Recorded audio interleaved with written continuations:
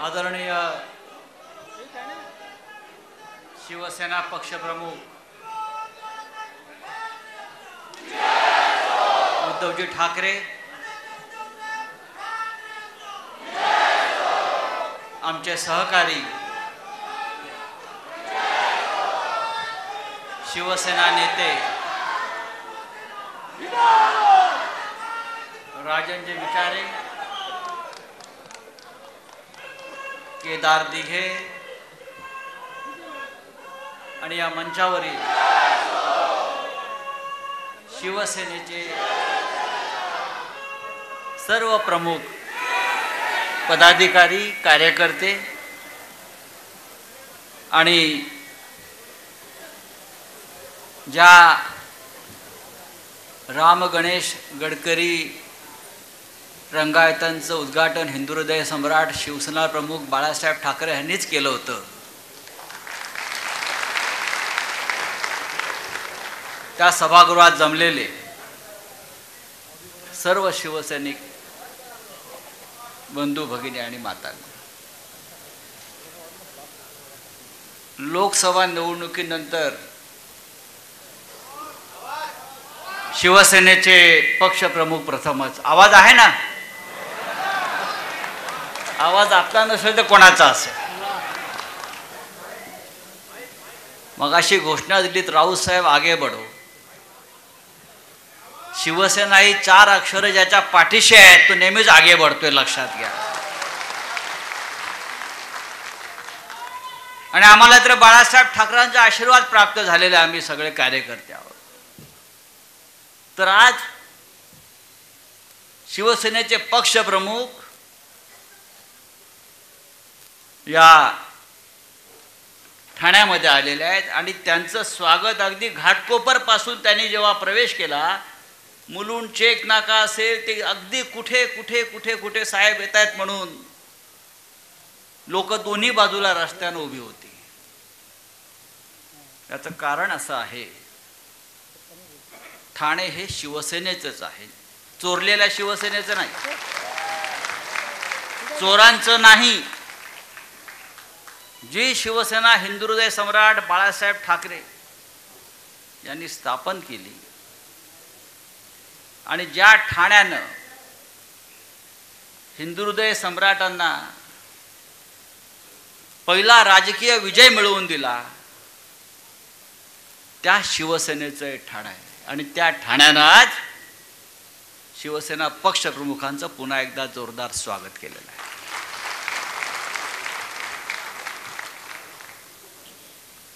हा भगवा सप्ताह आहे. राजन विचारेजी, मला तुम्हाला काही सांगायचं आहे. अख्ख्या महाराष्ट्रामध्ये भगवा सप्ताह सुरू आहे. त्यानिमित्तानं विविध कार्यक्रम सुरू आहेत. मी आज इथे आलो, पण मला असं वाटलं की हा भगवा सप्ताह आपल्याकडे ठाण्यात काल व्हायला पाहिजे होता. काल नागपंचमी होती. म्हणजे ज्या सापांना आपण इतके वर्ष दूध पाजलं,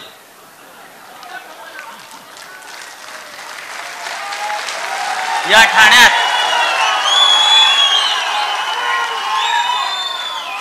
अगदी हिंदुहृदय सम्राट धर्मवीर आनंद दिघे आणि उद्धव साहेब आपण सुद्धा वर्षानुवर्ष आपण ज्या ठाण्यातल्या सापांना दूध पाजलं, त्या सापांचे फणे ठेचण्यासाठी आम्ही कालच आलो असतो.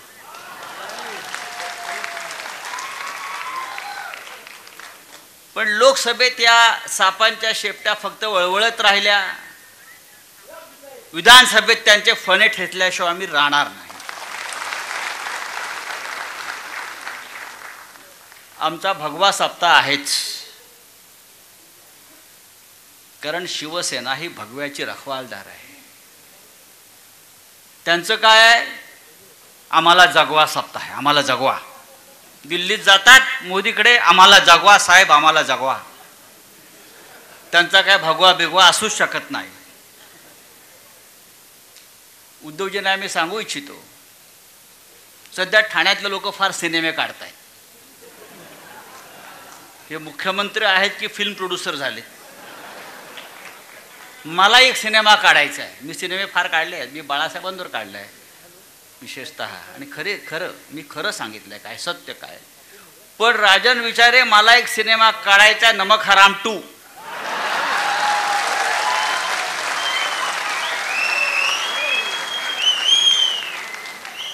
माझ्याकडे स्क्रिप्ट तयार आहे, नमक हराम 2. एक नमक हराम आला होता, अमिताभ बच्चन, राजेश खन्ना.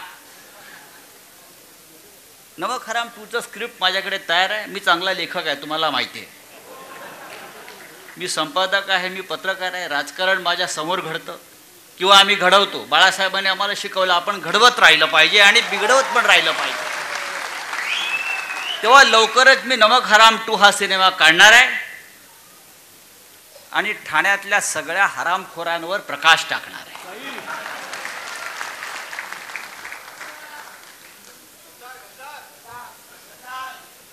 ठाण्याचं नाव जसं गब्बर म्हणतो ना, पुरा नाम मिट्टी में मिला दिया, तसं ठाण्याचं नाव या गद्दाराने आणि इकडल्या गब्बराने पूर्ण मातीत मिळवलं. ज्या ठाण्याची प्रतिष्ठा अनेक या ठाण्यामध्ये महान लोक होऊन गेले.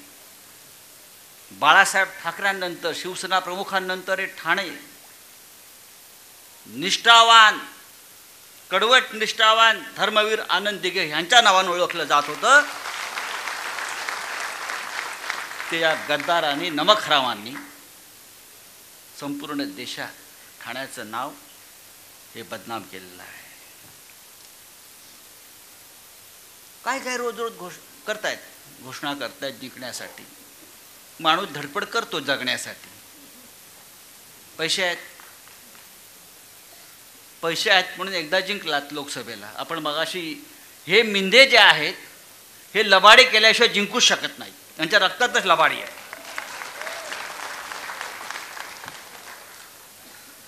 अख्ख्या महाराष्ट्रात त्यांनी लबाडी केली, ठाण्यात तर केलीच. आणि ती लबाडी कशी केली हे मगाशी राजन विचारे यांनी सांगितलं. त्यामुळे आपल्याला आता सावध राहिलं पाहिजे.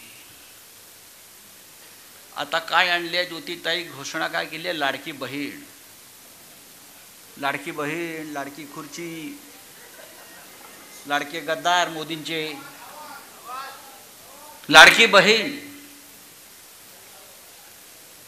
ठाण्यामध्ये किती लाडक्या बहिणींचे संसार, पोटापाण्याचे, रोजगार यांनी उद्ध्वस्त केले ते आधी सांगा. जे निष्ठेने उद्धव साहेबांबरोबर राहिले, शिवसेनेबरोबर राहिले, आमच्या मोहितेताई कुठे आहेत? त्यांच्या घरांवर असेल, त्यांच्या लहान लहान व्यवसायांवरती असेल, बुलडोजर फिरवले. या काय लाडक्या बहिणी नाहीत का? 150 रुपयात लाडकी, किती 1,500. लाडक्या बहिणीची किंमत फक्त 1,500, फक्त 1,500. आमदारांना 50 कोटी आणि लाडक्या बहिणींना 1,500. मतदारांना विकत घेण्यासाठी प्रत्येक मतदाराला 10,000 आणि लाडकी बहीण 1,500. आणि जी लाडकी बहीण निष्ठेने राहील आपल्या खऱ्या शिवसेनेबरोबर, तिच्या घरावर, तिच्या उद्योगावर बुलडोजर. हा गुजरात पॅटर्न आहे, हा महाराष्ट्रात चालणार नाही. म्हणजे सगळं लुटून न्यायचं आणि या मिंध्यानी मग लाचारीनं गप्पा बसायचं. माननीय उद्धव साहेब 3 दिवस दिल्लीत होते. अभिमान वाटावा महाराष्ट्राला असा त्यांचा दिल्लीचा दौरा झाला. देशाच्या राजधानीमध्ये उद्धवजींचं जेव्हा आगमन झालं तेव्हा अहमद शाह अब्दाली हा घाबरून त्याच्या घरातच बसला. कोणी बाहेर नाही पडले. पण त्यांच्यासाठी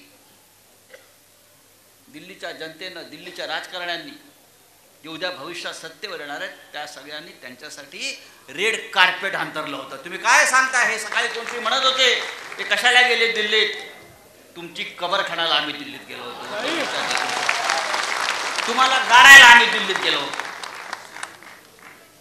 आणि तुम्हाला आम्ही गाडल्याशिवाय राहणार. हे जातात दिल्लीत, त्यांना भेट तरी मिळते. मोदीच्या त्या गवतावर बसतात, पांढऱ्या पॅन्टवर गवत लावून परत येतात पाठीमागे. येतात बघा तुम्ही, जाताना पॅन्ट स्वच्छ असते, येताना सगळे गवत तिथं लागलेलं असतं. असं पाहिजे. आम्हाला माहिती आहे दिल्ली काय, तुम्ही आम्हाला दिल्ली शिकवू नका. शिवसेना प्रमुखांच्या कृपेने आमचं अख्खं आयुष्य दिल्लीमध्ये गेलंय. दिल्ली आम्हाला सांगू नका तुम्ही. आणि तुमच्या पोराबाळांना दिल्लीत पाठवायचं काम सुद्धा उद्धव साहेबांनीच केलं, लायकी नसतं. तर तुम्ही दिल्ली आम्हाला काय शिकवताय? दिल्ली ही देशाची राजधानी होती कालपर्यंत, आता ती फक्त गुजरातची राजधानी झाली आहे आणि ते आम्हाला नष्ट करायचं आहे. दिल्ली देशाची राजधानी असायला पाहिजे.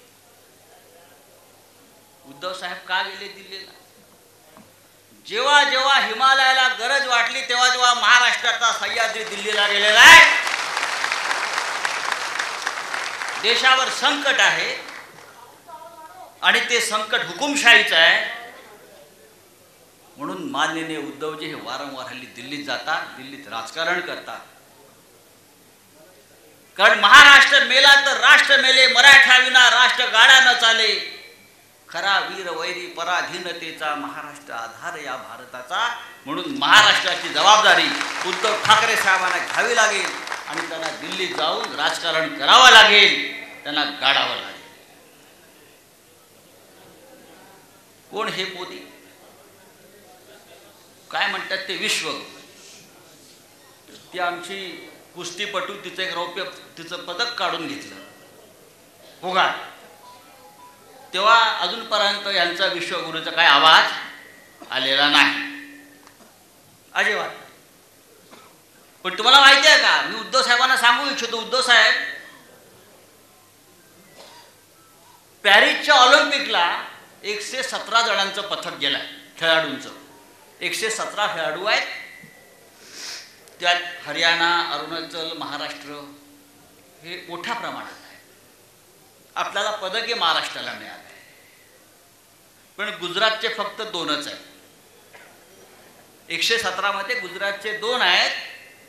पण स्पोर्ट्सचा जो फंड आहे, स्पोर्ट्स खेळावरती जो खर्च होतो, तो सगळ्यात जास्त 469 कोटी हा गुजरातला दिलेला आहे, फक्त 2 खेळाडूंसाठी. हा गुजरात पॅटर्न. ही गोष्ट आपण समजून घेतली पाहिजे की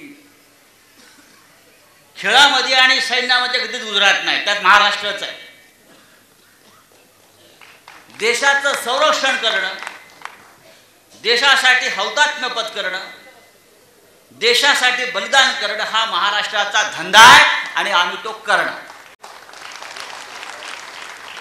हाच आमचा धंदा आहे. आणि आमच्यावरती जर तुम्ही असे कोणी तोतये सोडणार असाल तर ते तोतये आम्ही याच आणि त्याच भूमीत गाडल्याशिवाय राहणार नाही. महाराष्ट्रात एक घटनाबाह्य सरकार आहे, तोतयांचं सरकार सुरू आहे. मला एक गंमत आठवते, इतिहासामध्ये सुद्धा असे तोतये खूप झाले होते आणि त्यांची सुद्धा काही पाळंमुळं ठाण्यातच आहे. इतिहासामध्ये एक तोतयाचं बंड झालं होतं पानिपतामध्ये. सदाशिवराव भाऊ नावाचे फार मोठे योद्धे होते जे हत्तीवर बसले होते पानिपतात आणि लढता लढता त्यांना वीरगती प्राप्त झाली. अहमद शाह अब्दाली तिथे होता. अर्थात हसताय तू, फार तुमचं प्रेम आहे अहमद शाह अब्दाली, त्याच्यावरती असं हसत राहिलं पाहिजे आणि प्रसंगी थुकलं पाहिजे.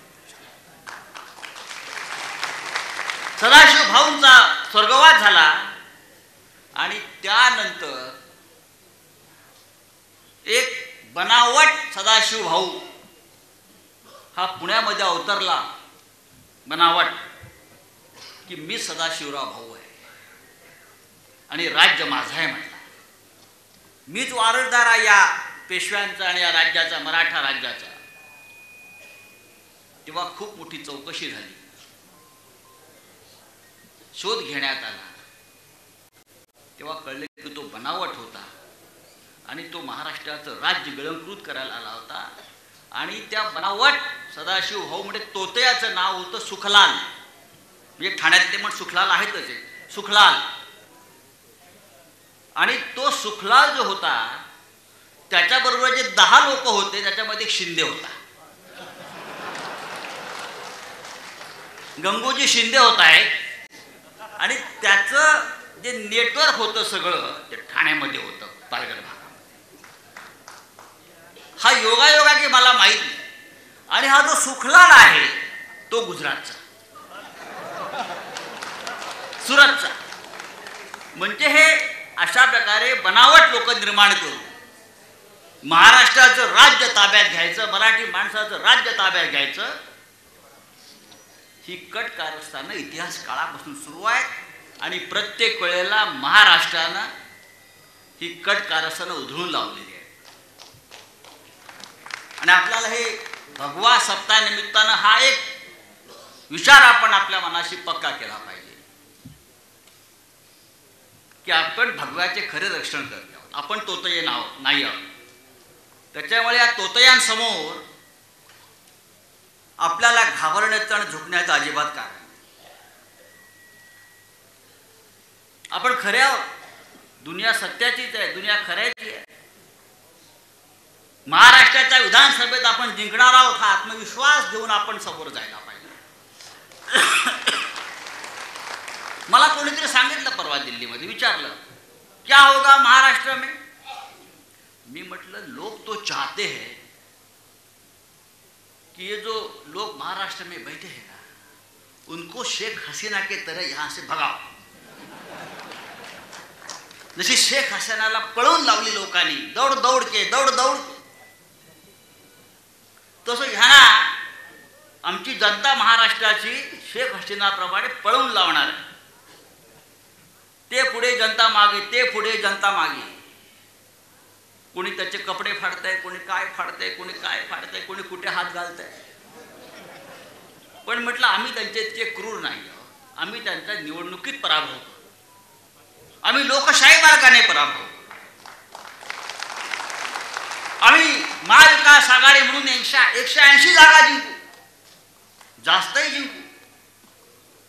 उद्धव ठाकरे यांचं नेतृत्व या महाराष्ट्राला हवं आहे, लक्षात घ्या. लोक विचारतात तुमचा फेस कोण, बरं का, तुमचा फेस कोण. बरं, तुमचा फेस कोण म्हणजे असं आहे ज्यानं गेल्या 5 वर्षामध्ये दिल्लीच्या तोंडाला फेस आणला महाराष्ट्रात, तो एकमेव फेस म्हणजे उद्धव ठाकरे. दुसरं कोणी फेस तोंडाला आणला का? बाकी कोणामध्ये हिंमत होती का दिल्लीच्या तोंडाला फेस आणण्याची? तेव्हा आमचा फेस एकच. या महाराष्ट्राला दुसरा चेहरा आहे का ठाकरेंशिवाय? फेस हा असा असतो. बाकी सगळे मुखवटे लावून फिरतायत, म्हणजे मुखवटा यांचा आणि चेहरा अब्दालीचा. बरं, खाली दाढी दिसते पण मुखवटा वेगळा आहे. भगव्या सप्ताहाचं महत्व एवढंच आहे की मनामध्ये आणि मनगटामध्ये आत्मविश्वास घेऊन आपण पुढल्या 2 महिन्यामध्ये काम केलं पाहिजे. लोकांच्या मनामध्ये शिवसेना आहे. हिंदुहृदय सम्राट बाळासाहेब ठाकरेंचं ऋण विसरण्यात का महाराष्ट्र अद्याप नमकहराम झालेला नाही. कोणी काही म्हणू द्या. मोदी आणि शहांच्या 100 पिढ्या आल्या तर या महाराष्ट्रावर शिवसेना आणि बाळासाहेब ठाकरे, हिंदुहृदय सम्राट बाळासाहेब ठाकरे यांचं ऋण त्यांना असं पुसता येणार नाही. लोकांच्या मनातले बाळासाहेब त्यांना असे संपवता येणार नाही. तुम्ही किती मिंदे निर्माण करा, असे मिंदे येतील आणि जातील. हा छत्रपती शिवाजी महाराजांचा महाराष्ट्र आहे. ज्या महाराष्ट्रात छत्रपती शिवाजी महाराज जन्माला आलेले आहेत. औरंगजेब गुजरातला जन्माला आला, लक्षात घ्या. आम्हाला त्याचा आदर्श नाही. आमचा शिवाजी महाराजांचा आदर्श आमचा आहे, बाळासाहेब ठाकरेंचा आदर्श आमचा आहे. आणि आजच्या भगव्या सप्ताहाचं आपलं तेच ध्येय आहे, तोच उद्देश आहे. आले गेले जमले घोषणा दिल्या, हे नाहीये. पुढल्या 2 महिन्यातली लढाई अत्यंत महत्वाची आहे, निर्णायक आहे. ही लढाई आपण जिंकली का पुढलं 25 वर्ष या महाराष्ट्रावरती आपलं राज्य राहील आणि आपलाच चेहरा राहील, हे मी आपल्याला सांगतो आणि तूर्त आपली रजा घेतो. जय हिंद, जय महाराष्ट्र. यानंतर इंडिया एक आयडिया या पुस्तकाचं प्रकाशन आदरणीय उद्धवजी करतील, ज्याचे